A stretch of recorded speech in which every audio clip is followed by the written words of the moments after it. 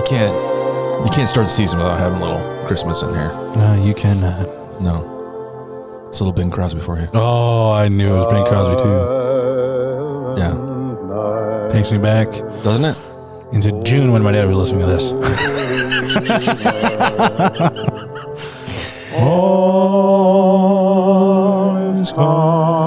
When you're on the boat in the middle of the lake and he's playing Christmas music. I think that happened this summer too. Yeah. I did. I think that so. But then again, it was his brother, his dad, his sister, and me and my cousins. So Yeah. no one else is around in the middle of Lake Charlevoix, so it's fine. Everybody else is playing Leonard Skinner, but your dad is out there with Bing Crosby. I think there was a little bit Kid Rock every once in a while. Yeah, from a distance. But no, we're playing Bing Crosby. Because peace. Yeah, this is it. And I love Bing Crosby. I really do. It's my favorite. I do too. I have an album of his. It's one of my favorite Christmas albums. I gotta see if my grandpa still has his vinyls of Bing Crosby. He's got quite a few vinyls, or had. It's probably worth a lot. Oh yeah.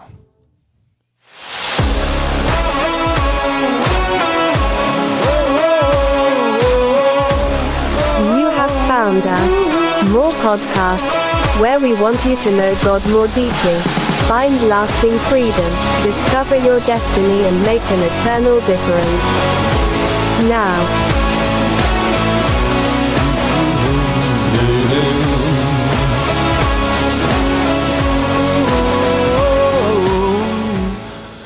This is the special NPR version of More Podcast. Well, welcome to this week's podcast. Do you wonder why you take the time each week to listen to More Podcasts? Well, I'll tell you why. More stands for maximizing opportunities for right now and eternity. So stop asking why you listen. Just never forget to listen and pass it on. You could do the whole thing with like an NPR thing. Oh, you really could. Definitely. This podcast episode was brought to you by Archie McPhee Yodeling Pickle, a musical toy that's fun for that special person that you have in mind this Christmas. Are you sick and tired of trying to convince a jar of pickles to yodel using melodious mind bullets and sheer force of will? So we are as well.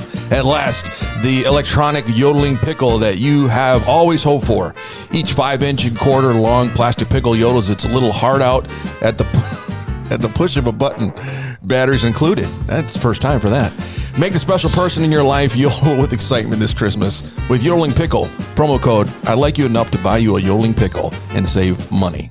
It's a long promo code, but I like it. That is, it was hard to cut that one down, so I said, I'm just going to give you the extra. I'm just going to give you the extra. Yeah, I'm just going to give you the extra. Well, here to help me start with more podcast, Pastor Gary is the only man who can turn a simple church announcement into a full-blown edge-of-your-seat sermon. Here he is, the man. And the guy sitting across the table from me with all the buttons, knob, and talent is Alex the Great, the only one to ever have a birdhouse condemned in shop class. That is true. I'm just going to say it. But I have on my fingers. I'm just going to put it out there. Hey. We also have in the co-pilot seat with me, Mike Britton, the only man who can walk into a room and instantly make everyone forget why they were serious in the first place. Mike, good to have you here again today. Yeah, good to be back. So we got some tweets to start out our podcast together. Sunday Fun Day says the new worship decorations are so bright, talking about what we've got up there, which I think they've done a great job, decorating the trees. Oh, yeah. I thought I was getting a sneak peek of the Heavenly Gates. Spoilers, just LED lights from the dollar store. Yeah, you're probably right.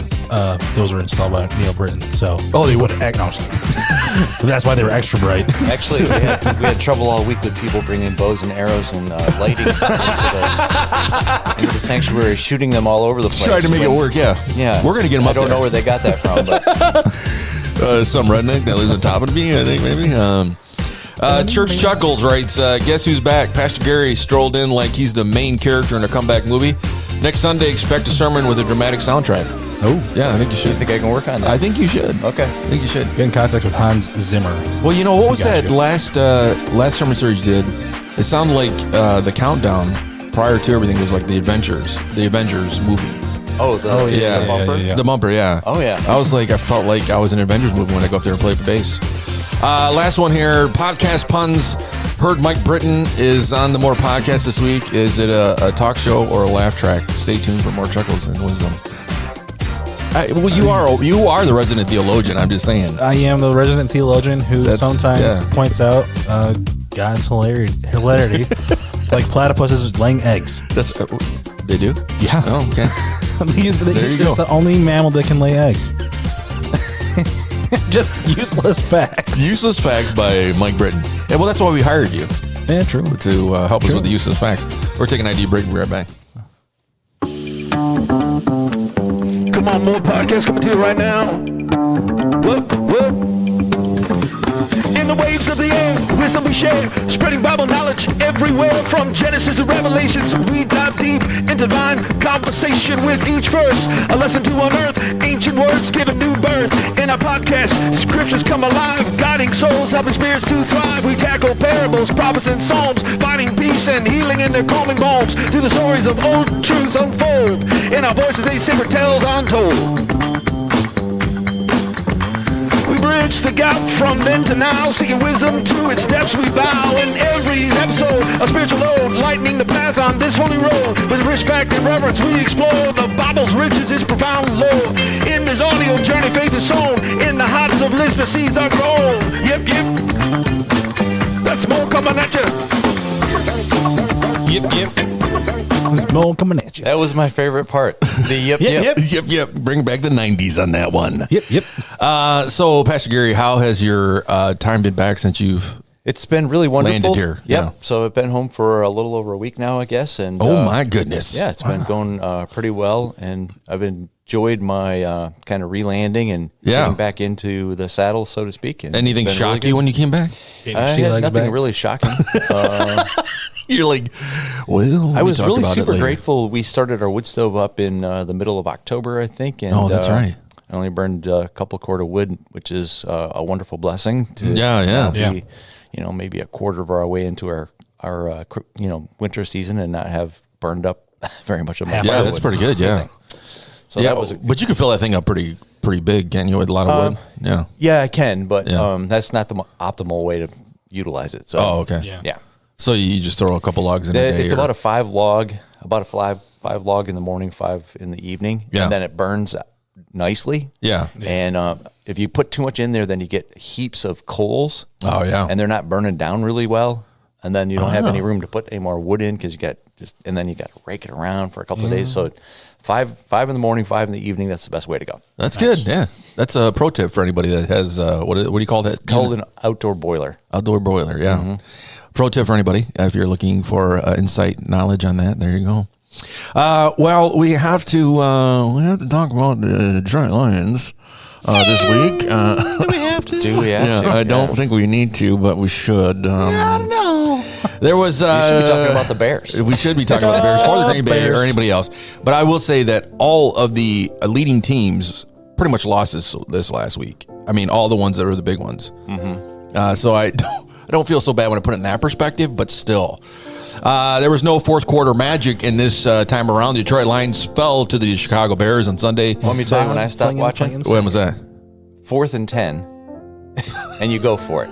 I'm like, and then it was like a 2-yard loss. Right. I was like, I think I'm good. And that was like on our own, on our own like 30-yard line. It's like you're just giving them 7 points. Do they not see that people are onto that now? Yeah, I know. It was fun when it happened the first time and nobody was like, whoa, you're doing it. Right. Oh my gosh. Now it's you do it every game. Everybody's like, he's going to go for the fourth. He's going to do it. I'm just like, come on. Then he fakes you out in puns. That'd be a good if it's 4th and 3, I mean, you got a shot. Right, yeah. 4th and 9 or 10, I mean. If you're in the red zone, I would say definitely try it. If you're in the red zone, unless you're like you really just want the punt, you want 3 points, and then you can just move on. But there's been times where they've been in the red zone and he's done it, and it's been pretty cool. I mean, they've been 1 yard away from making a goal, and it's just I don't know. Well, that's different though. I mean, if you're on your own 30-yard line, that's not even close. I don't know. It might be close. Although, if you got Hill on your team, then you can run a 73-yard. Well, yeah. Touchdown on that. Miami That seems like it's like the second time he's done that within the last 2 games. He's running like The guy's an amazing. enormous amount of yards. Okay, so And Detroit his neck is about as big around as our chest. Right. You ever noticed that? but he's on the Because hurt his shoulders roster. go right to his ear. He's like Kurt Angle from Right. WWE, just no neck. He's on the hurt roster, so I don't know what he's going to do when they no. play. I don't know if they're off next week or what. I don't follow that much about the Miami Dolphins. But Detroit Lions fell to the Chicago Bears on Sunday, 28-13, in one of the most uninspiring performances of the season. Detroit was severely outplayed and outcoached in all 3 phases of the game and didn't look the part of a true contender, which I think all Lions fans would agree. After starting 8-2, the Lions are now 1-2 in their last 3 games. A one substantial divisional lead has whittled down to 2 games following the Minnesota Vikings victory over Las Vegas Raiders. Late Sunday afternoon, Detroit still finds itself still at the top of the NFC North driver's seat, and its control it's really its own destiny still. They can still make it work, but I'm sorry if you can hear me laughing a little bit. I hear you Still in the on top of the NFC, yeah. who isn't really that impressive. right. anyways. The rest of the teams are not that great. Okay. But there are glaring issues that need to be addressed moving forward rather than ignored. With 4 games remaining, those issues need to be resolved, especially when you play against a running quarterback, and quickly. The Lions will have another tough test on Saturday when they welcome the playoff hopeful Denver Broncos to Ford Field for a primetime matchup. And everybody's got their money on the Broncos. I mean, why wouldn't you? Yeah. I mean, they've been the comeback kids here for a little bit. They've been showing up and doing some really cool stuff. I don't know what the Do they still have do. Russell Wilson as their quarterback? Yeah, I think so. I think so. Yeah, He's just a really amazing quarterback. Yeah. He's toward the latter part of his career, but he's really something. still good. Yeah, but there's what was it 3 weeks ago? There was some coach shifts. The Jets fired their coach, and Yeah. it's been some interesting things happening. So I don't know. We'll see what. Okay. You got the Cardinals though, boy. They're the bottom of the barrel, and they pulled off a win. I don't know how they did that. We'll take a break and we'll be right back.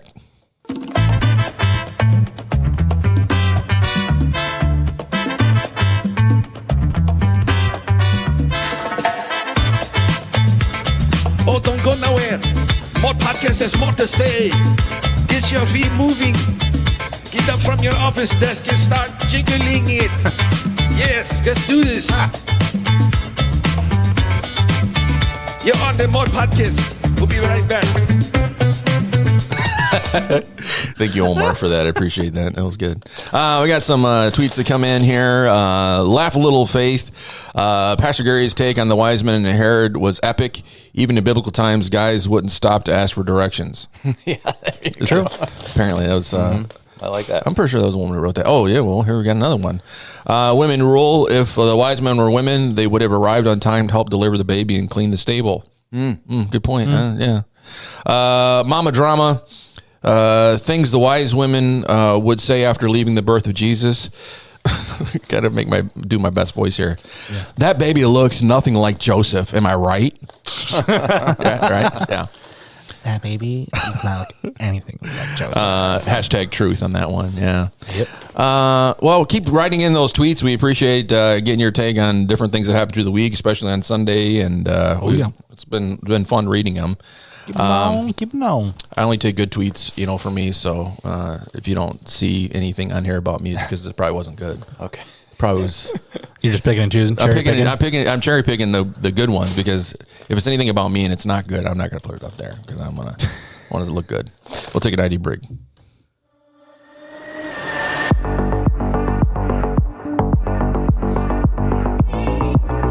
The More Podcast wants you to know God more deeply, find lasting freedom, discover your destiny, and make an eternal difference.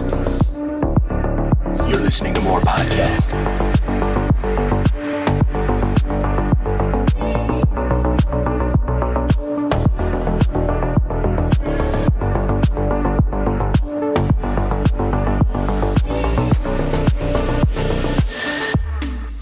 All right, so as we try to help you with a little bit of information to help you through the Christmas season, we have Christmas items from the 1980s that still can be bought today. Oh. That were pretty hot back then. Mike, when were you born? 91. Yeah, same. Well, but We can tell you how cool they were because Pastor Gary and I would remember these. I love learning things, hearing stories. Yay. Well, some of these you probably would find in the store today. So these are items that you can still buy. I think they're worth, getting them for your kids because they really were a major part of our lives growing up. Lawn darts. No lawn darts. No glow-in-the-dark lawn darts. There we Yeah, go. right, yeah. That's what I'm talking about. Yeah. Did you ever when I was a kid, they still had the metal tips on it. Yeah. I remember those. The dumbest thing we would do is throw them up in the air, and then we'd all run like we didn't want to get hit with it, right? Never thinking that it probably could impale you. But yeah. I didn't say I was a smart kid. I just said that we did things like that. Okay. I remember playing chicken doing that. With lawn darts? Yeah, with the metal tips, yeah. Oh, yeah. Now they See don't how have you them can that stay way. underneath. Now they don't have lawn darts with metal tips anymore, I don't think. Yeah. It's really lame because we're all like, oh my gosh, look at those kids who eat paint chips. Oh my gosh. They're all Nerf tips now. We used to do it with Frisbee, too. I don't know if you remember the movie Tron. Yeah. We'd run around and hit each other with Frisbees. Nice. Yeah, you come in the house with bruises and black eyes. And Obviously. it's good. Okay, so here are 5 items that are still available to you if you want to bring back the 80s to your house. The first one is called Simon. Do you remember Simon? Simon The Says? game, the game Simon? It's a circular device, Mike. With the buttons? With the buttons. Yeah, And they light up, yeah. And basically what you do is as the song plays, you have to follow the lights. Yeah. So, Simon Says. I mean, who could forget this colorful game of recall? You better dust off your thinking cap because your bestie is going to challenge you to a round of wits as soon as they open up their gift and see Simon in the box. Oh, big facts. Yeah. Well, you can, if you're looking for this, you can find this at $16.69 at any major store. Kohl's, Walmart, all of them have them. And they actually have a miniature version now. I saw it at Walmart. Yeah, miniature Nice. version. Yeah. Is it a keychain one too? Pastor Gary, did you have one of those when you were growing up? No, I don't think so. Oh boy, Simon was great. Because you could. I don't know. There was a couple kids on the bus that had them. Yeah. Yep. And you sit there and play it, and yeah. Now, but the big thing that I had was Bop It. Oh, yeah. That's sort of the Yeah. same concept. Yeah. Just a little bit. A little bit. Just different. a little bit different. It's probably why all kids from my generation have ADHD or something. Is from those kind of games. All right. Here's another one. Handheld water ring toss. Do you remember this one? What? No. Don't remember this one. Okay, well, basically, it is it stands up, you set it on your desk, and it has, and you push these buttons, and you buy air with I bubbles. played it. Yeah. Okay, yeah. Okay, I played it, but didn't have it. So everyone has been terribly tense lately, so perhaps the mesmerizing swish of circles in this handheld ring toss could help. Possibly. This game pacified us for hours on end in the 1980s, so it stands to reason that it may help calm us today. Yeah. You can find one of these at Amazon for $4.16. It's not that What? expensive. Nice. When I was growing up, they were a lot more than that because they're popular. Well, is it okay? Since the value is probably the same. Oh, yeah. Yeah. Hours and hours of fun. Right. Watching as you're trying to get these rings to go up on these little pegs in the water. Nice. Oh, yeah. It was legitimate worth. Yeah. I mean, playing that thing. you spent a lot of time doing that. And, yeah. We didn't have a lot of video games. They were just starting out. They were just starting out. Yeah. Atari. Okay, so Coleco, Yeah. the football game with the little red dots. That was- That was. I'm telling you what, we were serious about that. That was We good. were, yeah. I didn't personally own it, but somebody on the bus had the basically the Coleco version of the basketball Oh, yeah. thing too, which When you Yeah. look at those things now, you're like, wow, we had a big imagination. we still have the football game. at Do our you really? house. Yeah. And I pull it out of the toy box every once in a while, and I'll play it for a couple minutes and score a touchdown. And then Yeah, you're like, I feel throw it good. back in It's there. like, It's like, I still got it. yeah, right, yeah. Yeah. That little dot You is can going these there. kids don't You can know. call me off the bench, and I can still quarterback you to an NFL title. That's, Coleco. yeah. I mean, those are the toys that, galvanize a generation. And then it had the ability to throw a pass. Yeah. You did? Yeah. So Oh, wow. one player, you could move him and move him up, and then hit the button, and it would throw the pass to the guy. As And long you're- as there's a clear path between you and the receiver. Yeah. And then you would catch it and just take off running. What we used to play it is you would let it go.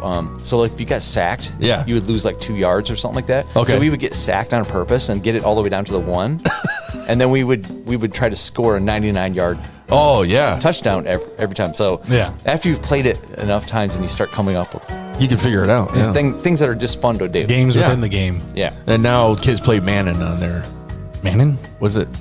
What's the guy's name? Is it Madden? Madden. Yeah. Oh, I was like, Manning, who? Man is the other guy. That's the kind that I played. Was it's a knockoff. Man. Oh, okay, yeah, gotcha. not Madden. Yeah. It's the Wish.com version. Yeah, right. Everything has subtitles. I don't know what's going on here. You want to touch all? Yeah. Touching grass is Okay. much dishonorable. All right, here's another one. Have you guys ever remember the roller skates that we used to have back in the day? Yeah. With the four wheels, not And not the inline. toe brake. The toe brake, yeah. Yeah. And you had the back end brake too. Which is really fun because I remember renting my first set of, the inline ones Yeah. with my dad. oh yeah. Oh, yeah? We were out in Denver, Colorado, and he's like, "Hey, let's rent these things." And I'm like, "Okay, sounds good." You put on basically like a boot, Yeah. snow boot, Oh, like Pastor a ski Bill boot. Yeah, right, yeah. Blades. Pastor Bill on those. And then we take off. We're rolling. Yeah. And then he thinks he's going to stop by putting his toe up, but that puts you up on the front two tires. Yeah, that's right. Yeah. Oh, big wipeout. Oh, those are the days, man. Well, apparently, I don't know if they've gotten them from all the roller skating rings that have closed and then they just kind of refurbish them. But apparently, Moxie's put out a roller skate that looks exactly like the ones in the roller skating rings. So if your childhood was anything like mine, cruising around the roller rink gave your life meaning. Yeah. These Moxie roller skates may be a tad expensive, but why not? They're memories. You really can't put a price tag on recapturing those glory days. For $279, you can have your own pair. I barely have any memories, but some of the memories I do have is like loud noises and lights over at, what was it? I can't remember what it was called, but Hank Husing and Don Husing's old That roller was the rink. OB department. That was the OB department? Yeah. Okay. Goodness You gracious. can remember all the way back there, huh? Yeah, right. Yeah. Apparently. It exists. It existed, and it was a lot of fun. It was. It was the American Food Foods Yeah. building. Yeah. Yeah. Yeah. Well, I remember the reason why I like to go roller skating is because you'd always find that one girl and you would roller skate around, and then they would always not really know how to roller skate, and you pretend like you did. So then you had a reason to hold hands. Absolutely. Yeah.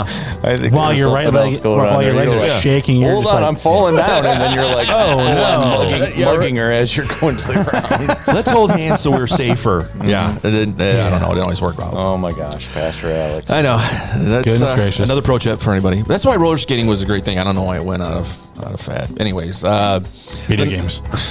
yeah. Now we roller skate. I only at have one home. thing. Only have one last comment on that. Yeah. Shoot the duck. Shoot the duck. Yeah, right. Oh, shoot the duck. I can't even get down that far anymore without killing myself.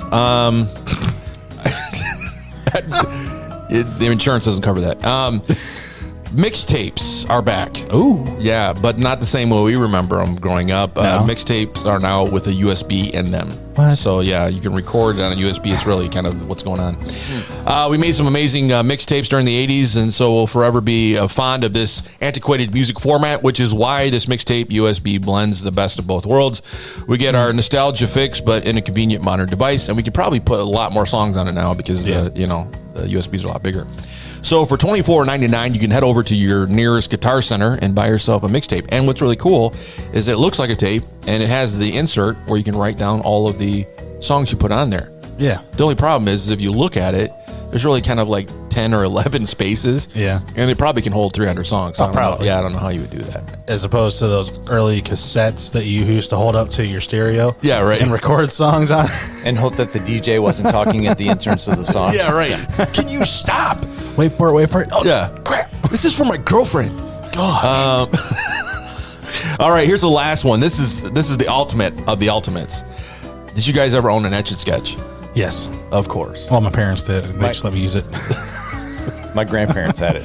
Yeah, I mean, it's like worth it. I mean, everybody's an artiste when you have an Etch-a-Sketch was as really your like medium. Picasso. Yeah, buy one of these classic doodlers for a fellow 80s baby and laugh along as they once again try to render subjects for outside their realm of skill. And pretty much, I was able to make some lines, every now and then a circle, but it took me a long time. Yeah. Yeah. Yeah. I again, going back to Elf, the movie Elf, he put a Ever since that, I can't pick up an Etch-a-Sketch. yeah, I mean, Ever he since made something amazing on that Etch-a-Sketch. I don't it's, think it's kind of crap, but as it's Mona Lisa. it's Mona Lisa. Mona Yeah. Lisa. Well, we're gonna take an ID break and then get into Rapture Ready News. Are you ready for more Podcast. Here we go. With your hosts, Pastor Alex Norton, Pastor Gary Minto, and your good old buddy, Optimus Prime. Autobots, roll out. Get Rapture ready with your favorite host today, Pastor Gary and Pastor Alex Norton, as they come to you with information that you need to make it through the times coming ahead and more.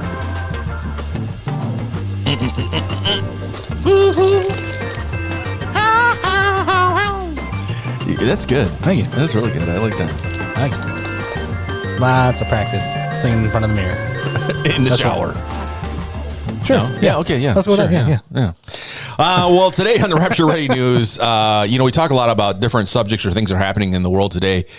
But one of the things that caught my attention as I was reading through the news is the effect of convenience that has played on the life of an American person. Not only just people that don't believe in our faith, but also those that are in the faith.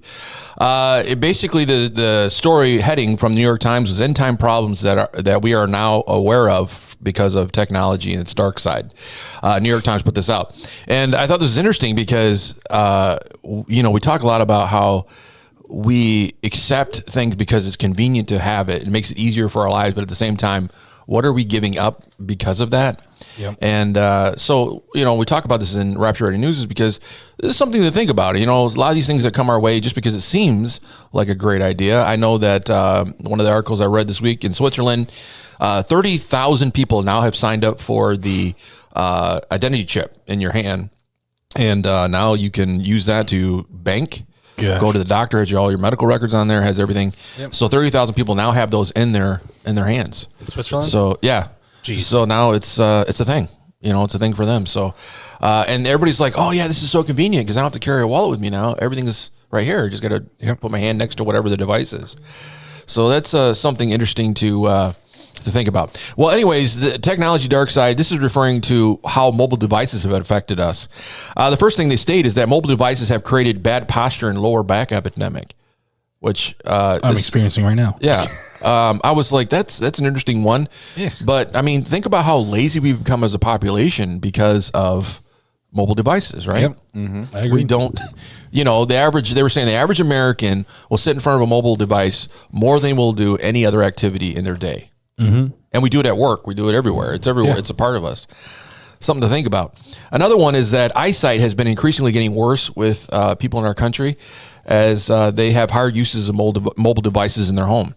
So mobile devices make it easier for us to see things because we can blow it up or but our eyesight is getting bad because we spend so much time. Screen time. Yeah, screen time. And I guess the lights and everything are affecting our vision. Yeah. And so they're noticing that's becoming an increasing trend. Well, I think another thing about that is like at night, like for me as a kid growing up, I'd play video games and we'd always have like LAN parties like with Tanner and all our friends. Yeah. Play Halo all night. Yeah.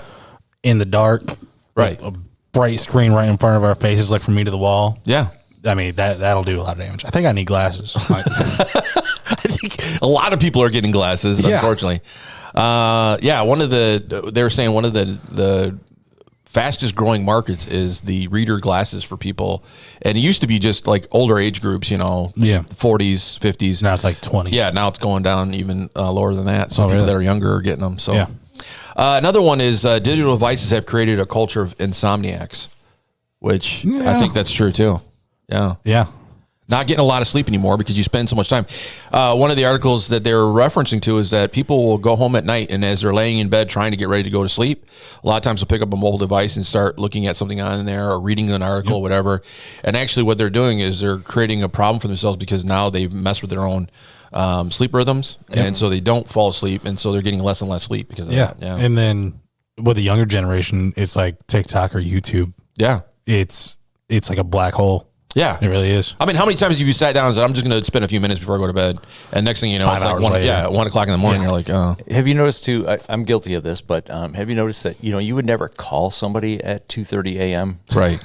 Just to say, hey, don't forget tomorrow. Yeah. But we'll text each other. Oh, yeah. And if you don't have your notifications off, then all of a sudden, it buzzes you or makes a beep. So 2:30 in the morning, I'm now checking messages Yeah. that You wake up. I get from certain people. Yeah. Right. Yeah.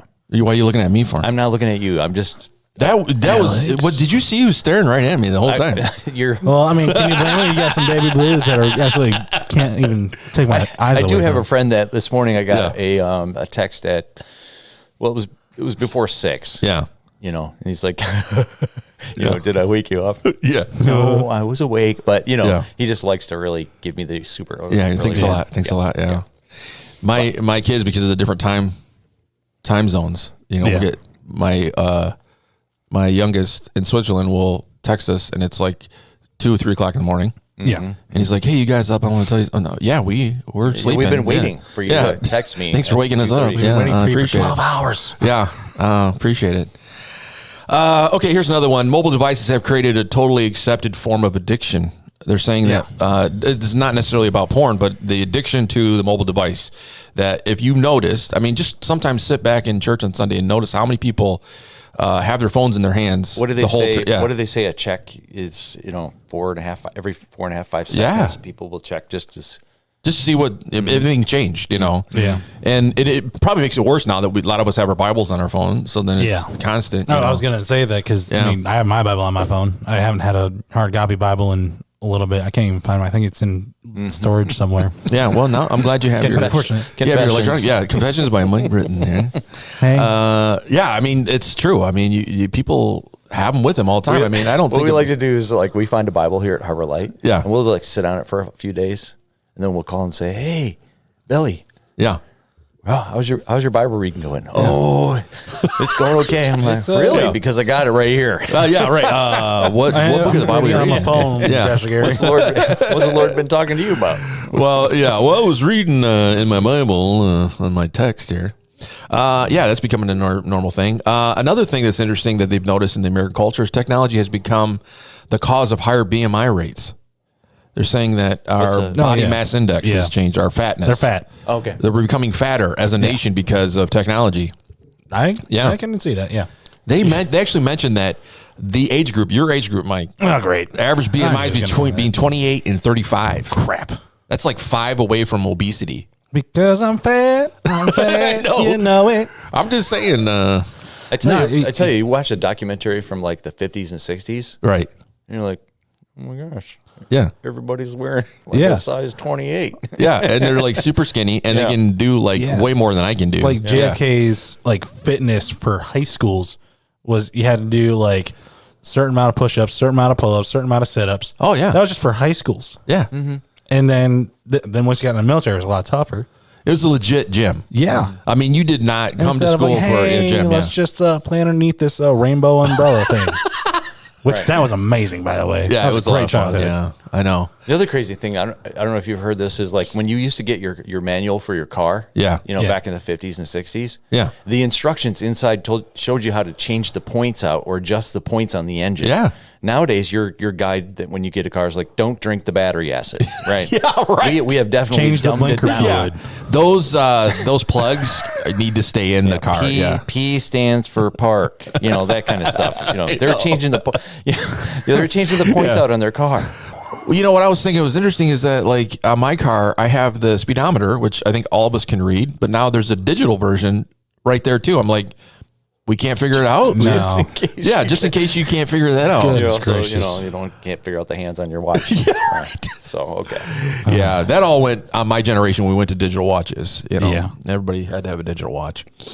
I prefer analog. Another one is mental health is worse now than ever before because of mobile access. They're finding that more and more people are becoming having high anxiety and more depressed than they've ever had before in any generation. Woo, Yeah. that's me again. Thank you for another confession by Mike Britton.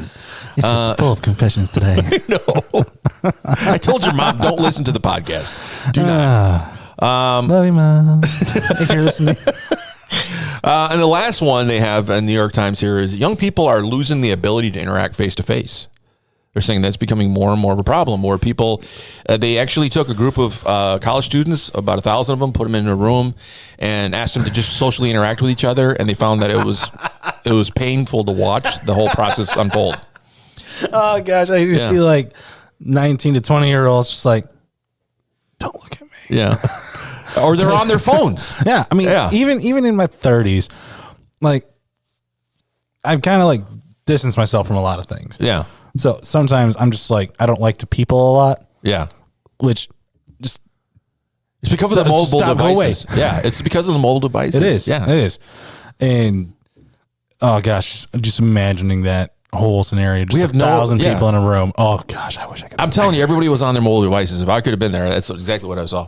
Well, Proverbs 14:12 says, there is a way that seems right to a man, but its end is the way to death. And it's pretty obvious, as we talk about Rapture Ready News, that even though convenience seems to be something that's great, look at all the things that it's causing problems with in our society. So, as much as we honor and love our cell phones and our mobile devices and all the things that technology has brought to us, look at the outcome of all that for the last, 15, 20 years of us having those readily available to us. So it's something to think about. I don't, I'm not like a guy that says, let's go back to Amish ways and let's get rid of all that stuff, Well, but it's something to think about. Hey, Yeah. it'd be cool. Yeah. Because I mean, like we can drive a horse and buggy, And we I'm just talk, saying. we could talk to each other. and not be like, oh my gosh, that guy's weird. So be thinking about those things, and you know what? Pray about it. This is one of those things where you can say, is there a time where I can just set my phone down and get back to life? And be careful of those things that are coming out in the market that are seem like a convenience to you, but may lead us into a problem later on. So we'll take an ID break and be right back. Wrong way. Wow. Good morning. It's great to be here. Don't know how I got here so fast. Probably New York or something. But I'm on here. The Wish.com version of Christopher Walken. Here on the More podcast. Really right back. Well, here we are in Bible trivia land, and Pastor Gary, do you remember your question from last week? I do. Yeah. Okay. So my question of last week was, so how old were the babies? Yeah. And why was Yeah. that age picked for Herod to have all the baby boys in the Bethlehem region killed? And what was the answer? The answer is 2 years old and younger. Yeah. And the reason is because that's when the star appeared for the wise men to begin their journey towards Jerusalem. And Yeah. It's amazing. We had a few people that got it right. Good. Yeah. Then they knew it. Yeah. Apparently, they're reading their actual Bibles, not not their electronic versions. Yeah, yeah. So that's the answer to our Harbor Light Bible Trivia question, which you could have sent to harborlightbibletrivia@gmail.com, harborlightbibletrivia@gmail.com, all lowercase. But we're done with Herod, and we're moving on to this week. This week, I have a question for you, and it is, what is the name of the innkeeper and the name of his hotel? That's going to be a tough one. It is. Yeah. Is that for next week?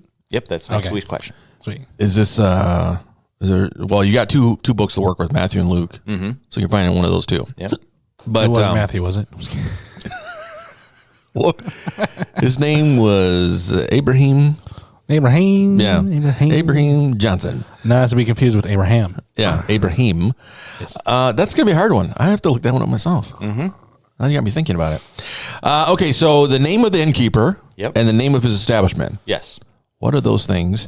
And if you can find the answer to those, you can send them to harborlightbibletrivia@gmail.com, harborlightbibletrivia@gmail.com, all lowercase, and let us know. And, I tell you, we've got some smart listeners because they can figure this stuff out really quick. So even though we're raising the bar, Yeah, you've already kind of helped him out. You only got two, books to look at. well, yeah. Matthew and Luke. So Matthew and Luke. So, I mean, chapter 2, and oh, is it chapter 2? Oh, Ooh. I mean, you we're got, narrowing it down now. you're only going to have Verses a 1 through- couple of chapters to look at. Right.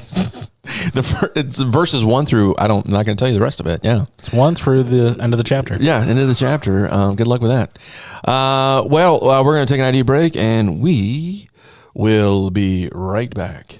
Come on, step into the zone where the praise lights blaze. In the praise powerhouse is where we spend our days. Lifting spirits high in so many ways. With a voice that's united and a hearts that's ablaze. We're more than a crew, we're a family of four. Pushing through the storm on this uncharted course. We bring the fire, so get your holy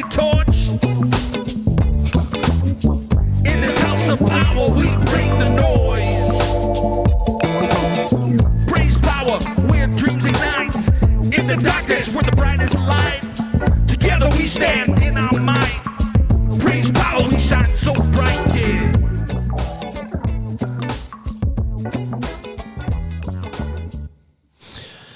Well, we last week had in Bible Talk, we dealt with the subject of King Herod.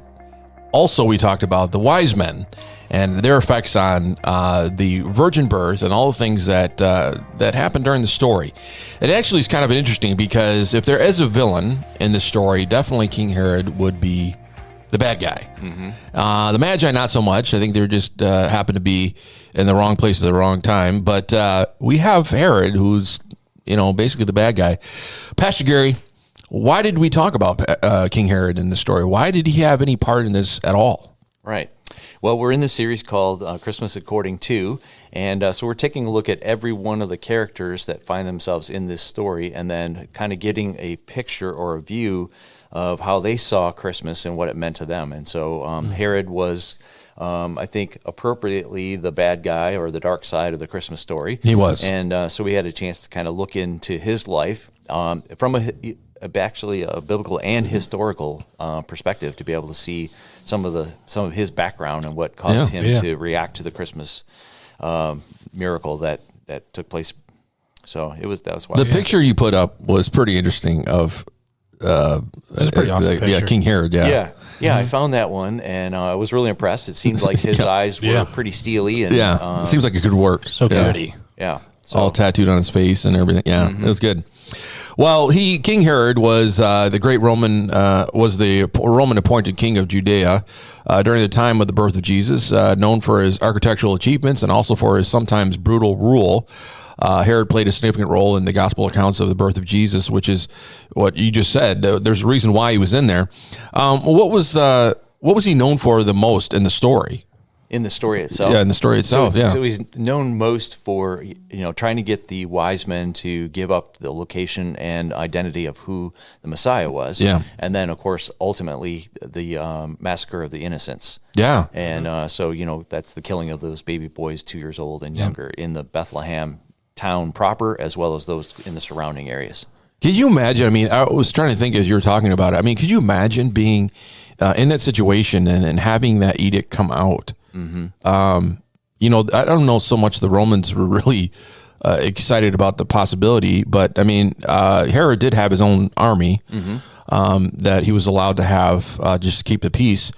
So it's probably most of those guys that were the ones that were carrying it out. Yeah. Bethlehem is only 6.2 miles south of Jerusalem, and so in one good march overnight, or get started in the late afternoon, you can get there about midnight and carry this out. So the most probable thing is it took place at nighttime. Yeah, and they went door to door unannounced, right? And then were able to extinguish the lives of all those little baby boys. Did you ever think about the comparison?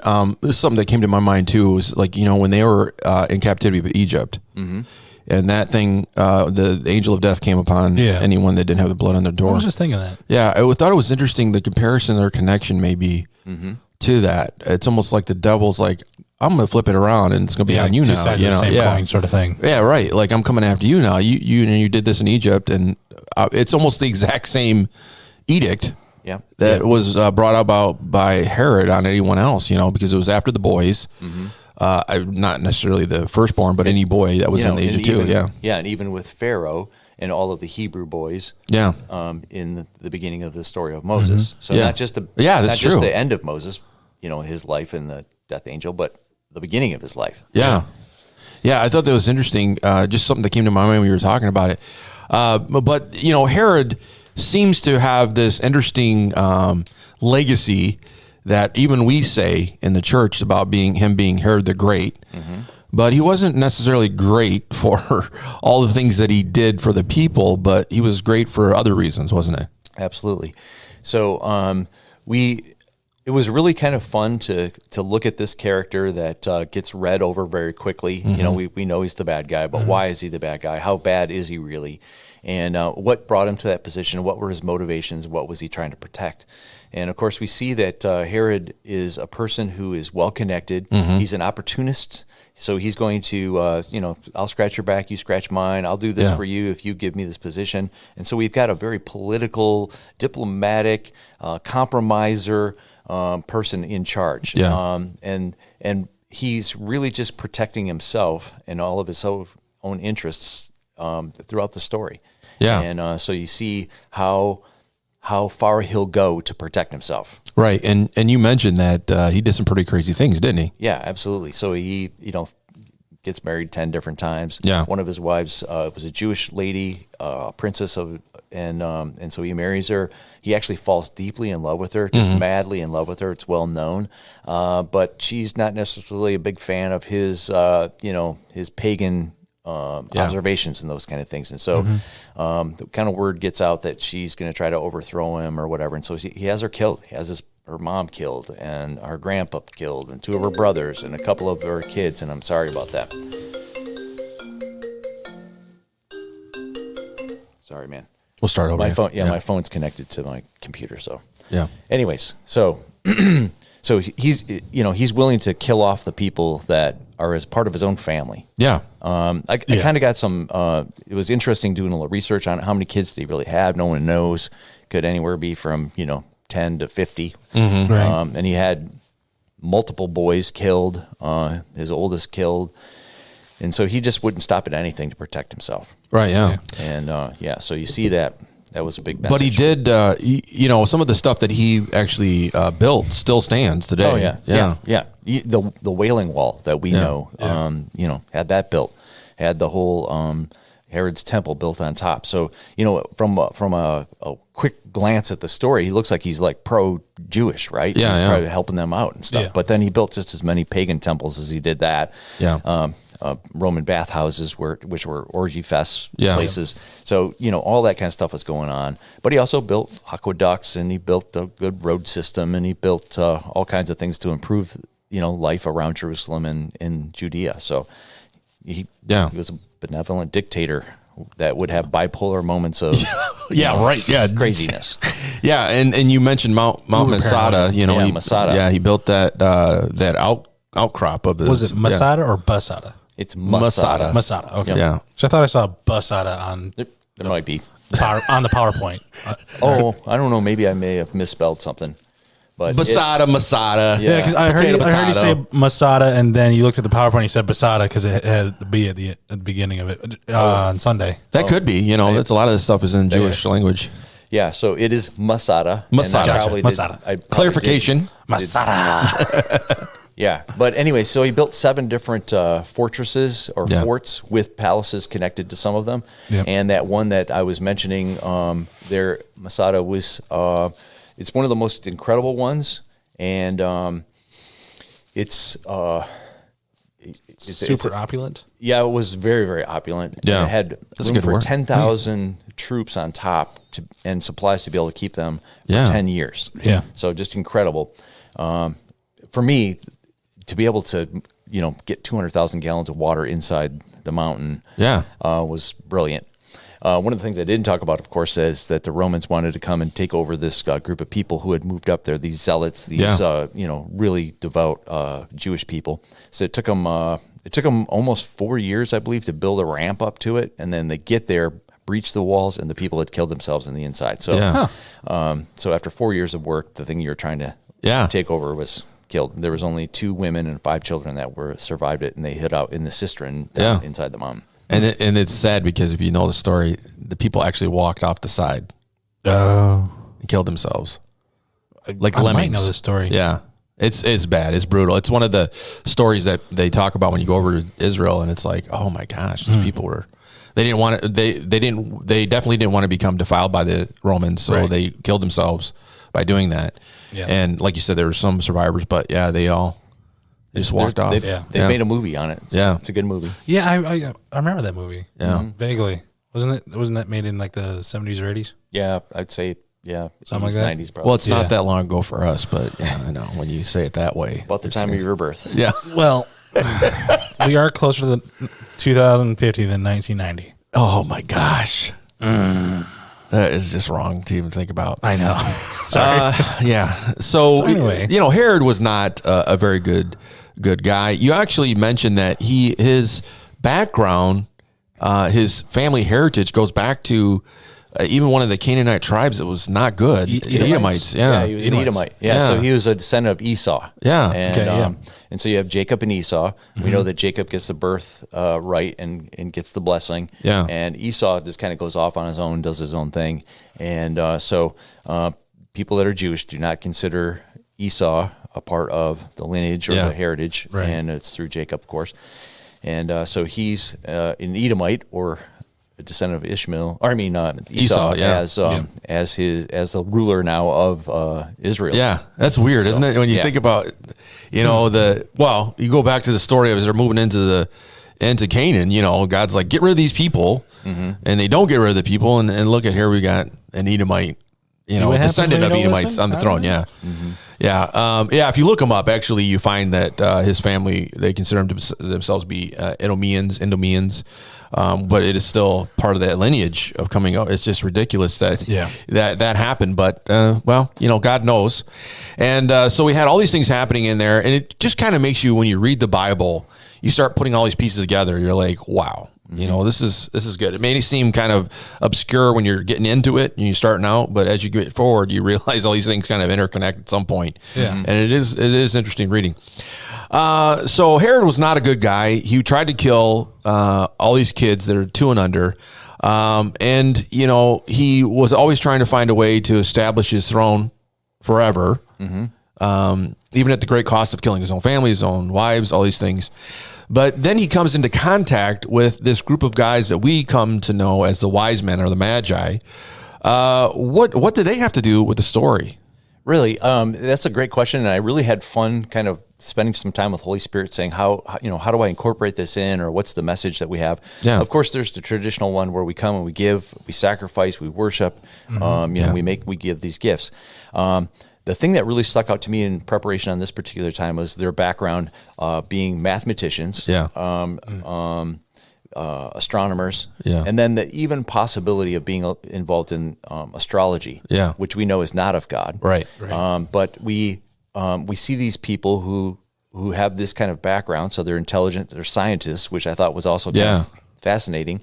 And they see this light appear in the sky, this heavenly body of some type, and they start following it, which they have connections to Daniel chapter 9. So they have some of this prophetic word that there's going to be a Messiah will be born.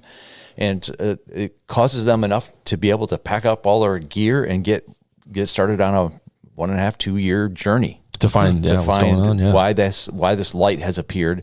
And it is fascinating that the light is actually guiding them. Yeah. Right. And it's moving them along. And so the big idea that crossed my heart was, even though at this particular time they might not be true God followers, but they were seeking truth. Right. Yeah. And they were hoping that the stars would give them truth. That's what astrology does. And when they finally come to worship, they set aside whatever they have thought to be true up to this point, because now they're facing truth, and that is Jesus Christ. And so if you're seeking truth, real truth, if you're going to go and get some real answers, you're always going to end up at the cross. You're going to end up at the birthplace of Jesus, that Jesus is God. Yeah. And I thought that was fascinating. Good. And I felt like that's what God really wanted me to share in that connection with these traditional 3 guys that show up. It was kind of. It was 2 brown guys and a white guy. Yeah, exactly. Black guy, black guy, brown guy, and a white guy. I don't know how that white guy in the desert. That's a miracle. The white guys in the story.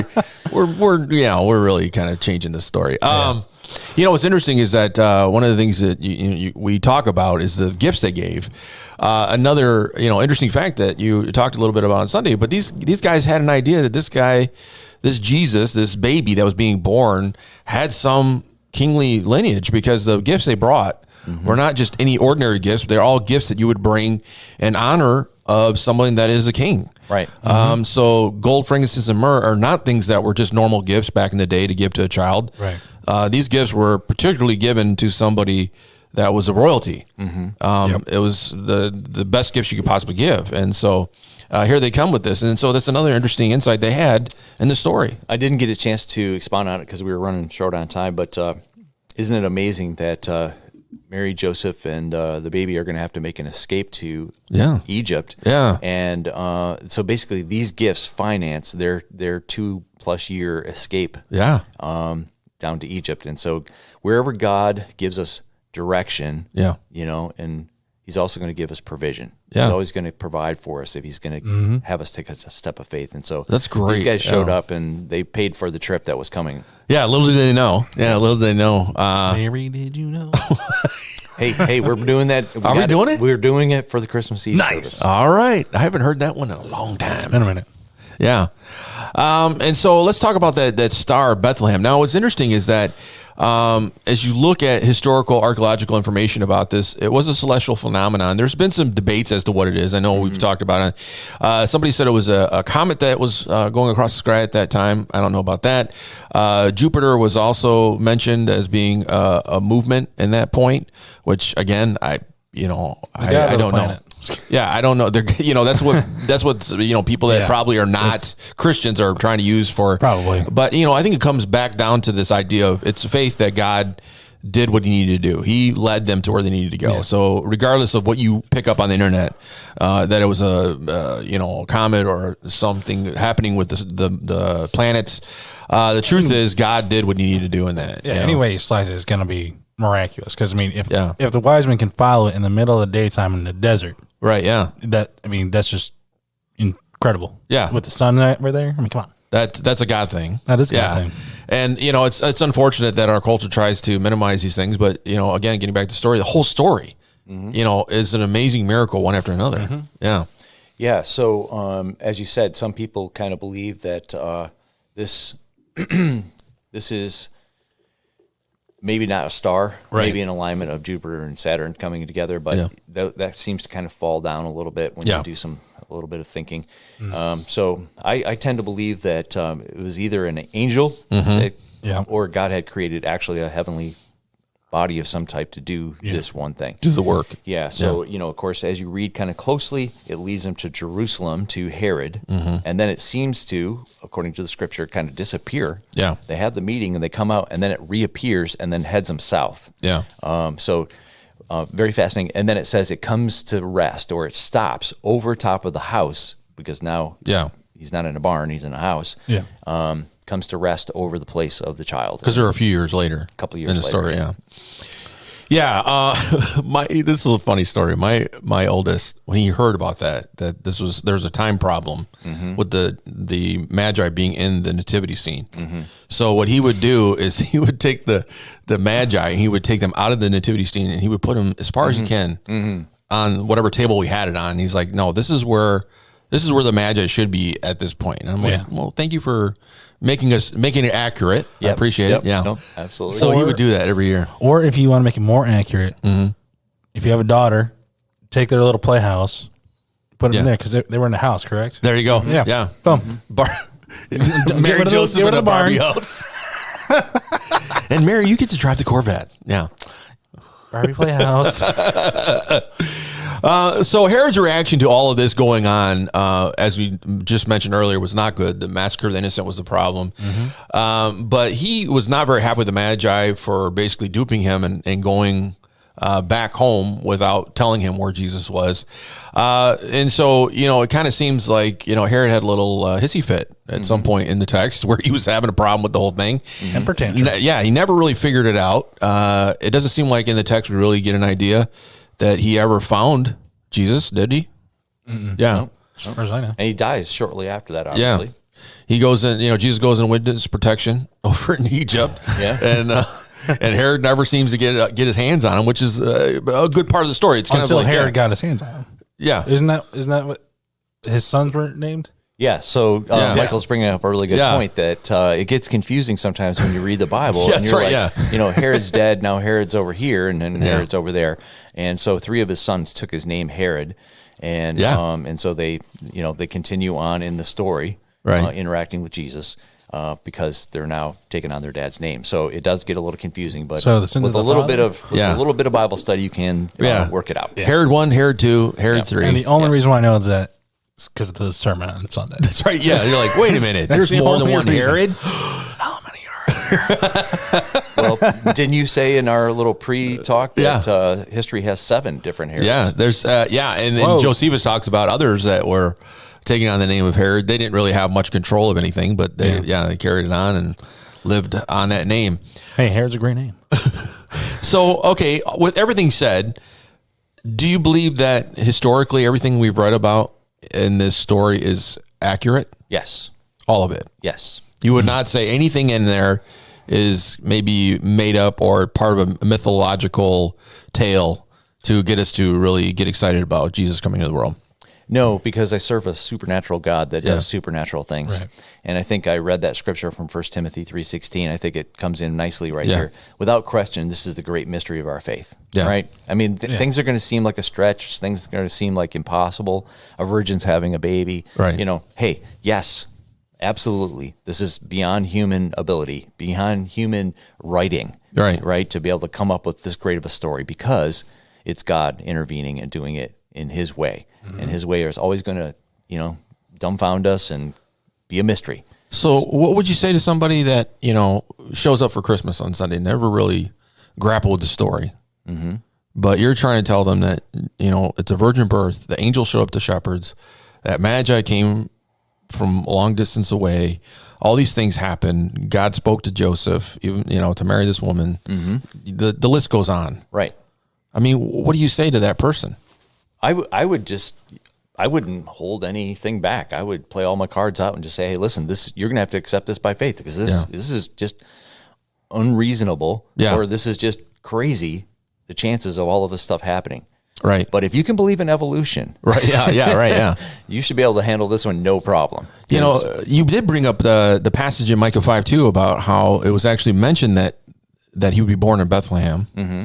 And that was a prophecy that was given 700 years prior to his birth. Correct. So, when you look at it from that, even if the story sounds really hard to stomach and digest, just looking at all the things that came prior to that and then it being fulfilled, it just blows your mind. Yeah, absolutely. Yeah, it's just hard to, but yeah. There are definitely things of our faith that have to be taken in faith, but we do put our faith in a lot of things as humans. And so God's just asking us to put our faith in this story, this account. I like to say account better than story because story seems like it could be made up. An account is, revealing the facts of what actually happened. Yeah. It's factual.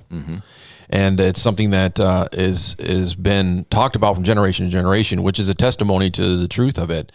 That's one thing that I was told once that, myths change and die, but the facts that we have through Scripture seem to live on from generation to generation, and they don't change. It's the same every generation. Isn't it fun? I this kind of came to me when I was up preaching the very first week. It's like, listen, I've done the Christmas story 58 times, and I don't get to change it. Right? Yeah. Right? I want to go over the same story with you guys that we've heard from the time you were born until now, and we're not going to change it. It's not going to change in the future. We just get a chance to look at from a different perspective, which is kind of fun. Yeah. You can't add or take anything away from it. It is what it is. Yeah. Right.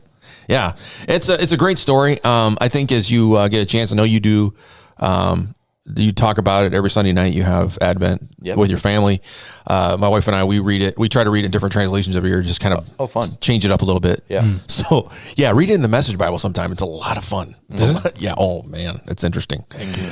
But I encourage you to, not be scared or shy away from the story. As Pastor Gary just said, get out there and tell people about it. It is an amazing mystery that we don't really comprehend, but the fact is it did happen. There are countless testimonies to the truth of it happening. And you know what? If you want to go this route, even archaeology is starting to attest to the fact that this did happen. Yeah. There are things that did happen. Well, one of the other things that will kind of get your attention in the context of the world that we're living today. Of course, we did speak about the slaughtering of babies in Israel on October 7th. But also, the wise men came from Iran. Yeah. Isn't that crazy? Yeah. They came from Iran. The country that has vowed to eliminate the Jewish people. Right, yeah. And so our Christmas story is so relevant today. Yeah, in more ways than one, right? Yeah, true. Well, next week you're going to be talking about we're going to go into the innkeeper, the citizens of Bethlehem. Yeah. We're going to probably throw the shepherds in there if we have a little room in there. But that whole that's kind of the fun of laying this out, is I'm encapsulating the groups of people as they interact with each other from Right. their perspectives. So Stan the man who ran the Stand the man. in Motel 6 over in Bethlehem, we're going to be talking about him and everything. Stand the man in Bethlehem. Yeah, I've already got the Bible trivia question for the next week. Oh, you're ready? In my Yeah. mind, yeah. Oh, okay. Here we He's go. on it. Yeah. So, so be ready to experience that next Sunday. It's been a lot of fun. All these different examples and different ways of looking at the story. Hopefully you invite somebody to come, especially during this time of the season when they can hear the true story of what Christmas is all about. And, I think when you walk away blessed because you are experiencing something that actually did happen. Mm-hmm. It's not like Santa Claus that's not real. Sorry, Mike. I didn't mean to put that out there. I'm going to go cry in court now. Yeah. Can I kind of throw one little challenge out there? And that was the big idea for for this last weekend, is the fact that are you following Christ wholeheartedly like the wise men did? Yeah. Setting aside any preconceived ideas, coming and worshiping Him for who He is. Yeah. Let Him change who you are. Or are you going to, worship in such a way that you're going to compromise your convictions? Mm-hmm. You're going to be self-interest, watching out for yourself. So that's kind of the Herod approach or the Wiseman approach. And I contrasted those two at the end of the talk there. And I think that it's important to realize that anytime we pick ourselves, our positions, our wealth, our name, anytime we pick that over what Christ has called us to, then we've got a little of that Herod spirit on us, and we need to watch out for that. That's good. Yeah. It's a good challenge, yeah. Challenge taken. Challenge taken. accepted. Challenge accepted. Yes. Well, we'll see you next week, and hopefully you have a great week. But tell people about the Christmas story. God bless. We want you to know, find, discover, change with us. More podcast ending transmission. Now.